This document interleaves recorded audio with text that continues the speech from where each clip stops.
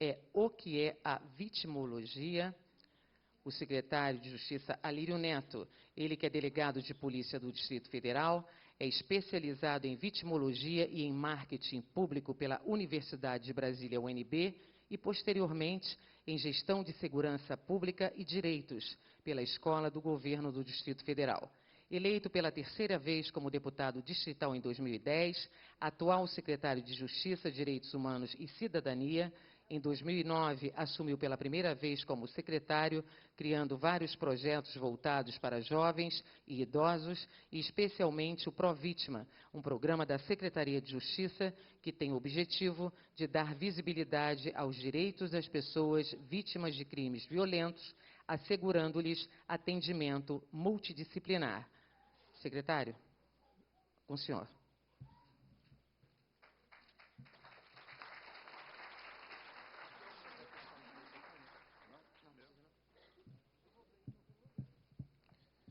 Bom, então, dando continuidade já rapidamente, porque o tempo está passando, acho que a gente tem que dar uma acelerada. A estrutura dos teóricos têm estudado com relação ao crime, sempre, ao longo da história, tiveram basicamente três polos. O réu, o desviante, o causador do delito, né, a vítima e o Estado. Durante esse período, desde que quando nós passamos a viver de forma agregada, os seres humanos, nós passamos a fazer um pacto social para nos aceitarmos, para organizarmos a vida em sociedade, abrindo mão de direitos ou, vamos dizer assim, alternativas individuais, para, no coletivo, a gente se organizar para poder ter um convívio coletivo. Isso começou a ser regulamentado, e os primeiros códigos que a gente tem informação, pelo menos na área penal, é o Código Manu, na Índia, em Ramurai, né? E nesses códigos nós começamos, então, a debater a participação da vítima. Vamos estudar o que aconteceu com a vítima. Inicialmente, a vítima participava nesses códigos de forma permanente. Imagine, naquele tempo havia-se criações e se vivia de forma ainda muito precária, a tecnologia não existia, as pessoas criavam carneiros, camelos, né? E furtava-se camelos. A pena era muito clara nesses códigos. A pessoa que furtou o camelo, se for pega, terá que ressarcir a vítima, além de sofrer uma pena pública, com a participação, inclusive, da vítima. Ele era sentenciado a devolver os objetos ou os bens que ele furtou ou roubou, e ainda era submetido a chicotadas, do qual a própria vítima podia participar da execução. Havia aí, obviamente, uma certa dose de vingança também no processo, mas também, de alguma forma, havia permanentemente o interesse da vítima dentro do direito e dentro dos artigos. Ele participava diretamente e ali se defendia, obviamente, não só o pacto coletivo que foi feito através dos códigos, mas também o direito patrimonial da vítima. Isso aconteceu até o século XIII, o que a gente chama de Idade de Ouro das Vítimas. Com o surgimento da Inquisição, do direito canônico, o Estado aproveitou a experiência da Igreja e absorveu, com o final do feudalismo, e com o surgimento da monarquia, do absolutismo, absorveu o direito da vítima. Passou ele a regulamentar quais eram os nossos direitos na legislação penal, subtraindo a vítima do processo e dizendo o seguinte: a partir do momento que você agride o pacto social, você não está agredindo ao indivíduo, a pessoa, você está agredindo o Estado. E toma da vítima o direito da indenização. E a vítima deixa de ser um sujeito que participava dentro do processo, buscando a sua indenização no direito penal ou na participação da execução da pena. E surge, então, nos códigos, naquele período, as indenizações, que eram voltadas, obviamente, para o Estado, porque o que estava sendo violentado não era, então, na visão daquele Estado novo, monarquia, não era o direito da vítima, mas o pacto social. Então, a indenização era voltada para o monarca. E a vítima, além de ser vitimizada, acabava perdendo seu patrimônio e não era indenizada, e o Estado ia enchendo o cofre. Isso, a partir do século XIII, começou a acontecer, que é o chamado fim da Idade de Ouro da vítima. Em 1900, e daí para frente, diversas teorias surgiram e começaram a se estudar a questão da vítima, os 3 polos, que eu falei agora há pouco, os 3 sujeitos, e foi seguindo e crescendo, até que, em 1940, um israelense chamado Mendelssohn começou a falar, e a vítima? Como é que fica nessa história? Qual o interesse que tem uma pessoa que é agredida de procurar a tutela do Estado se ela não tem nenhum benefício a posteriori? Se ela vê esquecido todos os seus direitos. Se você analisar friamente, gente, eu quero aqui até contar uma experiência pessoal. Eu formei na UDF aqui em Brasília, e eu já era policial, era agente de polícia nesse período, aqui em Brasília. Foi o que me levou a estudar muito essa questão, foi esse episódio que eu vou contar para vocês agora. Um colega me ligou e disse, Alírio, ontem à noite, quando eu saí da faculdade, eu era agente de polícia, na 10ª DP aqui do Lago, ele me ligou e disse assim, ó, eu tive meu carro roubado. Quando eu cheguei ao estacionamento, alguém colocou o revólver na minha cabeça e me tomou o carro. Naquela época não tinha sequestro relâmpago, né? Eles levaram o carro. Ele ficou a pé, sem os documentos, obviamente, ligou para 190 e veio uma viatura policial da PM, ele me narrando. Aí eu falei, bom, e aí? Ele falou assim, ó, aí chegou a polícia militar, pediu todos os documentos, registrou uma ocorrência rapidamente ali, pediu os dados do carro, passou no rádio, obviamente o sistema é esse, a polícia militar faz esse contato primeiro, faz a questão da prevenção, registrou a ocorrência e viraram e falaram, a nossa parte está feita, a nossa parte é de prevenção e tal, o senhor tem que procurar a delegacia de polícia para registrar a ocorrência policial, o boletim, o BO, né, famoso BO. Ele falou assim, mas eu estou sem carro. Não, nós lhe damos uma carona. E, de forma muito generosa, levaram ele até a delegacia. Chegou na delegacia, no balcão, ele me contou que pediram novamente, ele narrou, ó, tive o carro roubado, aí falou, então me mostre os seus documentos, e começaram a registrar novamente a ocorrência. Outra ocorrência, já é para a segunda ocorrência. Né? E a Polícia Civil, então, no balcão, registrou a segunda ocorrência. Obviamente, como todo mundo sabe, nós temos uma Polícia Civil bastante eficiente no Distrito Federal, passou alguns meses, ligaram para ele e disseram, encontramos o seu carro. Que sorte, né? Só que ele está aqui perto do Paranoá, todo queimado, o senhor tem que vir buscá-lo. Aí ele falou assim, mas como? Não, o seu carro está aqui, se nós guincharmos, o senhor vai ter que pagar o guincho. E se ele ficar no depósito, o senhor vai pagar a diária. O que eu estou falando aqui não é novidade para ninguém, não. O que eu estou falando é que é a pura verdade. E, passado algum tempo, ele pegou, levou o carro dele, não tinha seguro, ficou com prejuízo. Passou algum tempo, ele recebeu um telefonema para fazer o reconhecimento dos prováveis suspeitos do roubo. E ele foi à delegacia fazer esse reconhecimento. Obviamente, se preserva, né, a vítima. Ele olhou naquela época não tinha esse espelho, né? Ele olhou por um pequeno orifício, reconheceu as pessoas que haviam roubado o carro dele, prestou depoimento. Né? Primeiro depoimento, ele foi intimado a primeira vez, né? Aquilo virou um inquérito, obviamente, e foi para a Justiça. Na Justiça, ele foi intimado a segunda vez, né? Ele era profissional liberal, né? Tinha que trabalhar, mas nós sabemos que o Poder Judiciário, assim como todo serviço público, trabalha durante os dias úteis, né?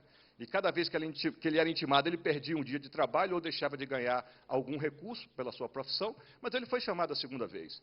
E lá, nessa ocasião, e essa é a verdade, quem trabalha no Poder Judiciário e quem acompanha o sistema penal brasileiro sabe o que estou falando, ele foi chamado, sentou frente ao juiz e, do outro lado, sentou o réu, a mais ou menos 1,5 metro, talvez nem isso, de distância. A pessoa que colocou o revólver na cabeça dele. E começou o julgamento. Ele na verdade, muito ansioso, esperou o final. Realmente, a pessoa foi sentenciada, embora houvesse um constrangimento dele estar frente a frente com a pessoa que o havia ameaçado para levar a sua propriedade. Mas, no final, saiu a sentença. E ele olhou, então, para o juiz e fez a seguinte pergunta, e o meu carro? Cadê o meu carro que foi queimado? E o juiz virou para ele, e infelizmente é a realidade, se o senhor tiver interesse em ressarcimento, o senhor tem que entrar com ação civil, no poder, em outra vara civil, para pedir o ressarcimento.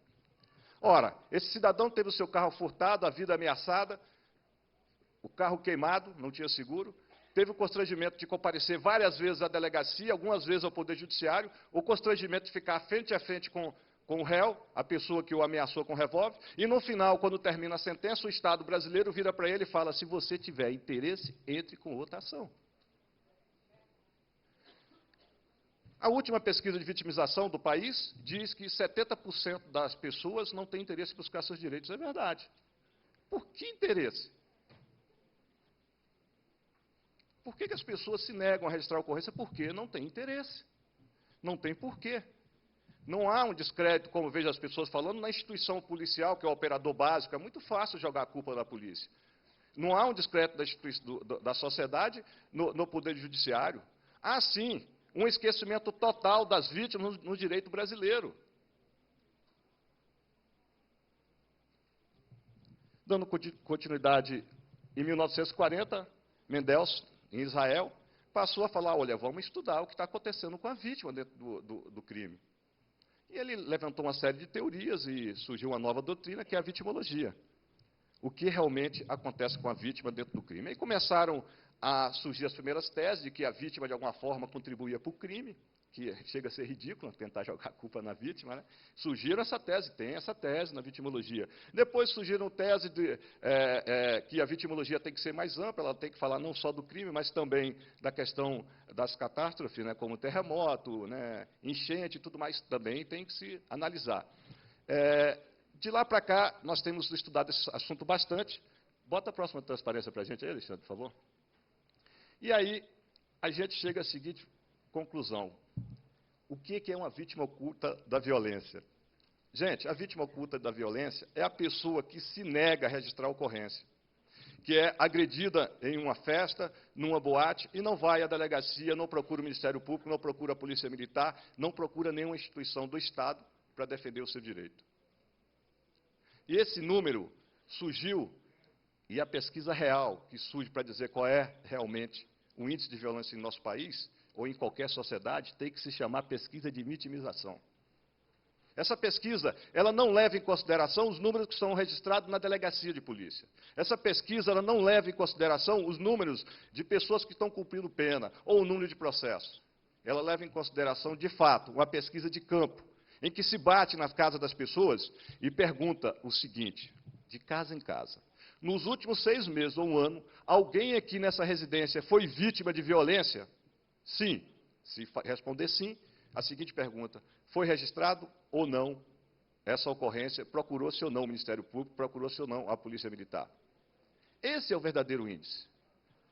Porque se eu fizer a seguinte pergunta aqui agora, e eu gostaria que respondesse com muita sinceridade, eu não quero que queiram me ajudar na minha retórica aqui, não. Quem aqui foi vítima de algum tipo de violência patrimonial ou física e não procurou registrar a ocorrência? É só levantar o braço para a gente ter uma noção aqui.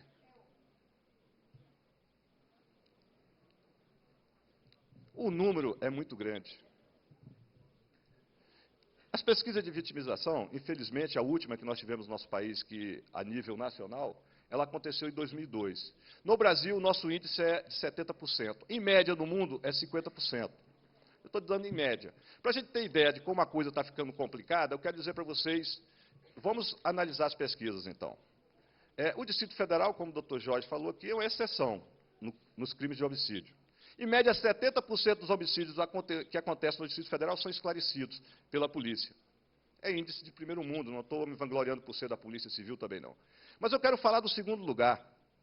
Sabe qual é a segunda colocação? 8%. De 70% cai para 8%. E o terceiro lugar? 4%. E nós vamos para o número que mais interessa. De cada 100 homicídios no país, sabe quantos homicidas vão para a cadeia, cumpre pena? Na última pesquisa? Menos de 1%. É menos de 1%. Pode pesquisar. Nas últimas pesquisas, estão muito claro isso no Distrito Federal. A pesquisa de vitimização é, sem dúvida, o mecanismo correto para a gente analisar quais são os índices de violência no nosso país. Mas daí vem a seguinte pergunta: como fazer para restabelecer a confiança da sociedade no Estado, na defesa do seu direito, nesse pacto social que nós fizemos? Bota mais uma aí, Alexandre, por favor, transparência. Nós temos que buscar valorizar as vítimas. Olha, Dr. Jorge, quando esteve aqui, ele falou uma coisa muito interessante. Como é que alguém pode pressionar a polícia para encerrar inquérito de homicídio, gente? Imagine que em 20 anos o inquérito estará prescrito. No Código Penal brasileiro, a prescrição acontece em média 20 anos no crime de homicídio, sem consultar a família da vítima. Nós deveríamos participar desse processo. Nós concordamos que esteja prescrito?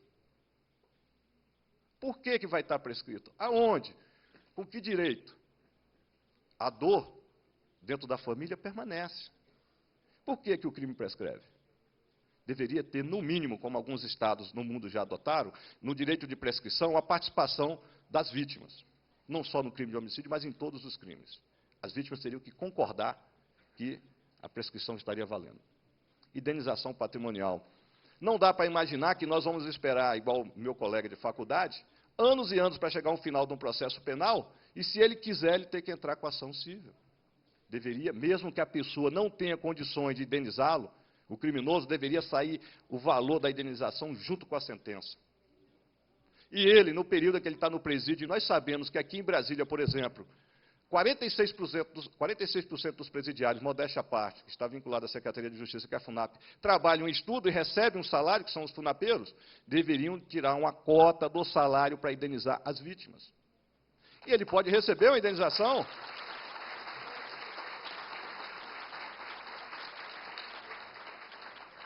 Queríamos, para a vítima, e queremos, um tratamento respeitoso. Obviamente, se você lê o Código de Processo Penal, e nós temos várias pessoas da área aqui, sabe do que eu estou falando?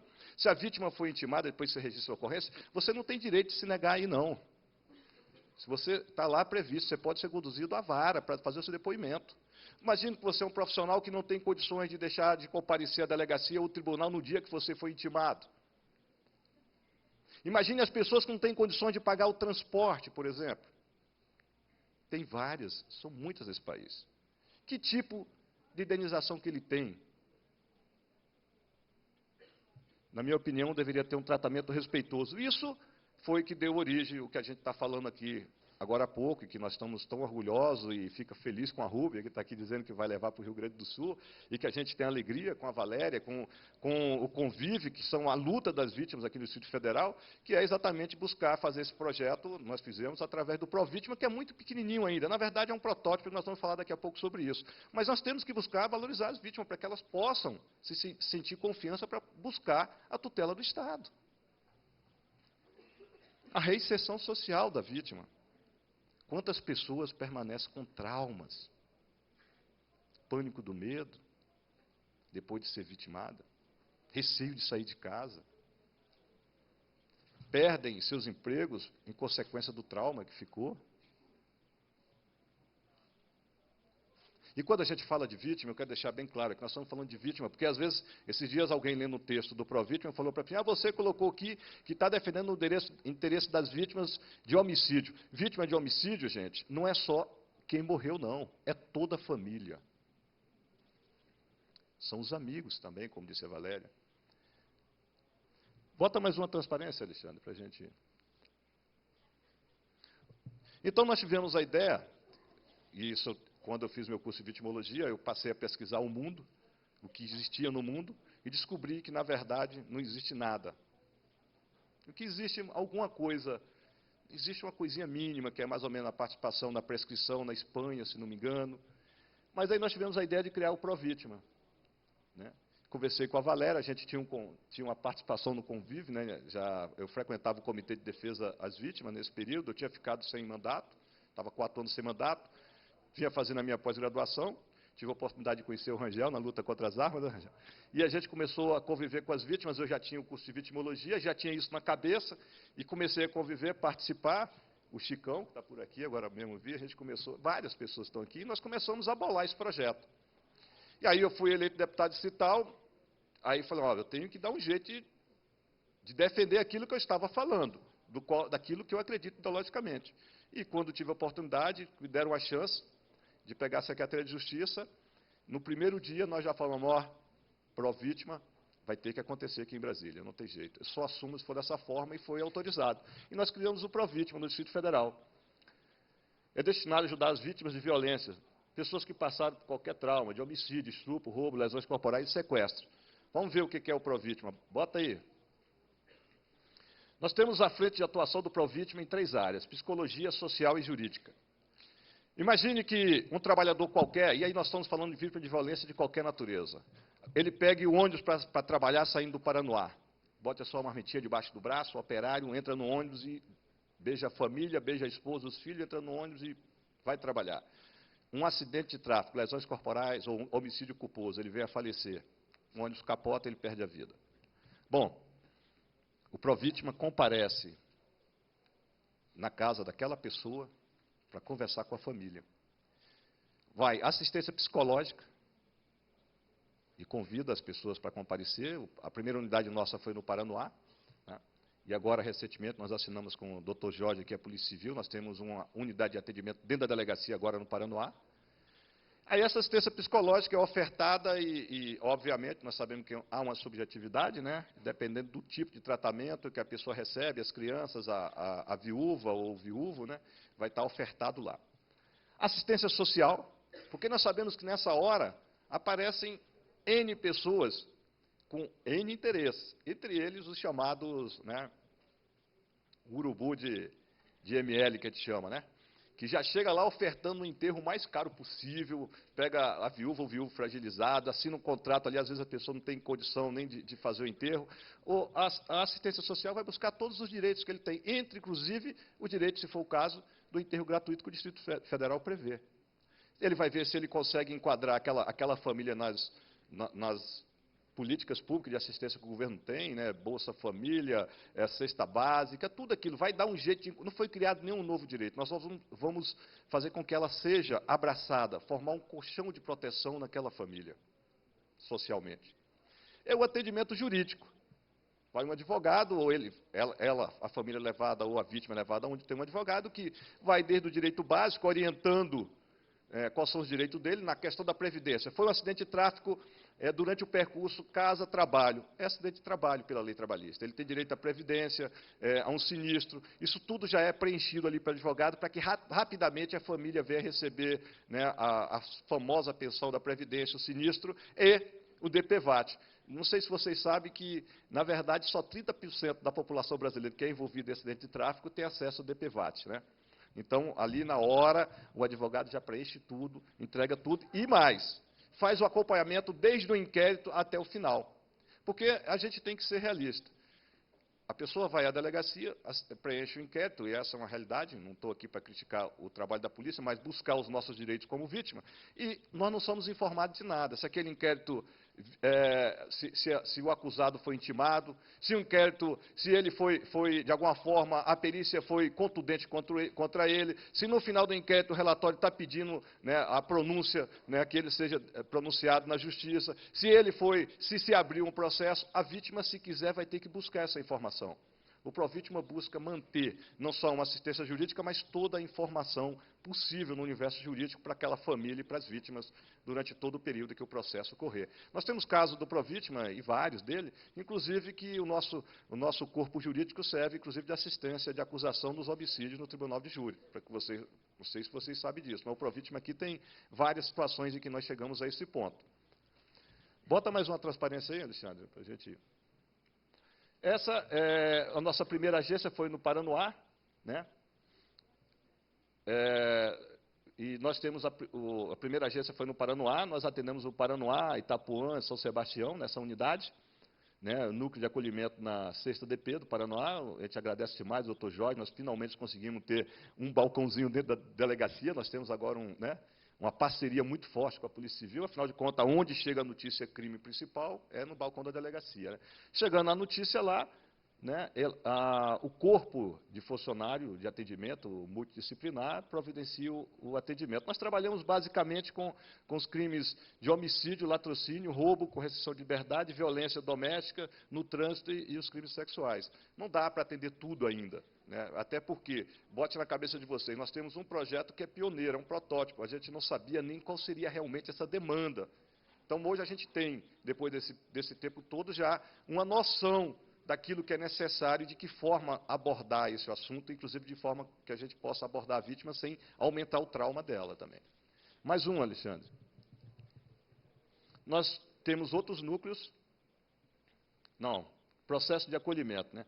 Assegurar às vítimas de violência o direito de serem ouvidos e reintegrados à vida social, intermediar o acesso das vítimas de violência a instituições públicas, contribuir para a transformação da cultura de violência em uma cultura de paz, fortalecer a rede de prevenção e enfrentamento à violência no país, é o objetivo do Provítima. Bota mais um aí. Nós temos ainda, como eu disse para vocês, o atendimento domiciliar. Nós mandamos uma equipe na casa da vítima. Imagine, nós que somos, eu que veio da polícia, hoje estou aposentado, mas uma das coisas mais difíceis para nós era chegar numa casa, numa residência, e explicar para aquela família o que aconteceu, somente o homicídio. Bater numa porta de uma residência, de uma família, para dizer que o pai de família, que o filho perdeu a vida, é um ato muito complicado. Não é fácil não, viu, gente? Para nós que trabalhamos na área de segurança, eu que trabalhei muitos anos na área de segurança, um balcão de delegacia, por exemplo, ou que trabalhamos na área de saúde, a gente até se acostuma com a visualização da agressão, porque, de alguma forma, a gente vai se tornando meio imune àquela cena. Mas essa cena do dia seguinte, do momento em que tem que entrar em contato com a família, isso não tem jeito de se acostumar, não. Não tem como se acostumar. Né? O Provítima, ele vai até a residência das famílias e busca dar assistência psicológica. Naquele ato vai uma equipe multidisciplinar, social, né, na parte social e também jurídica. Mais um, Alexandre. Vamos para o número de atendimento em 3 anos, né? Total de 8.694, com 3 unidades. Nós temos a unidade do Paranoá, na 114, e a unidade do CIA, né? Homicídio foram 300, latrocínio 24, violência doméstica 403, lesões corporais, e aí vai. Então, um total de 8.694 pessoas atendidas pelo Provítima aqui no Distrito Federal, em apenas 3 unidades. A boa nova é que o governador nos autorizou a abrir a unidade da Ceilândia, né? Nós estamos já em processo. Estamos em processo de reforma do prédio, já temos o prédio, que foi difícil para cá, porque achar um prédio público desocupado é um negócio difícil. Conseguimos, já estamos com recurso, o projeto aprovado pela Valéria, pelo Provítima, já estamos autorizados, já chegou o recurso. Acreditamos inaugurar a unidade de Ceilândia até o início de outubro, ou final de outubro. Bom, gente, eu dei uma passada rápida sobre o que é vitimologia e eu pedi que colocasse esse poema aí no final. Porque esse poema, quando eu era universitário, a gente encontrava ele demais, em camisetas, né, em cartazes, né? No caminho com Mayakovsky, não é isso? Na primeira noite eles se aproximam e roubam a flor do nosso jardim. E não dizemos nada. Na segunda noite, já não se escondem, pisam nas flores, matam o nosso cachorro e não dizemos nada. Até que um dia o mais frágil deles entra sozinho em nossa casa e rouba-nos a luz. E, conhecendo o nosso medo, arranca-nos a voz da garganta. E já não podemos dizer nada. As vítimas desse país têm que se unir. Nós temos que achar uma solução para a nossa situação. A sociedade brasileira não pode conviver com um índice de subnotificação de 70% da violência. Isso não é possível. Nós não podemos ter um Estado em que nós bancamos, e todos nós bancamos, os impostos, os tributos, e não termos o direito de atendimento correto, os nossos direitos como cidadão atendido nas instituições públicas. Muito obrigado.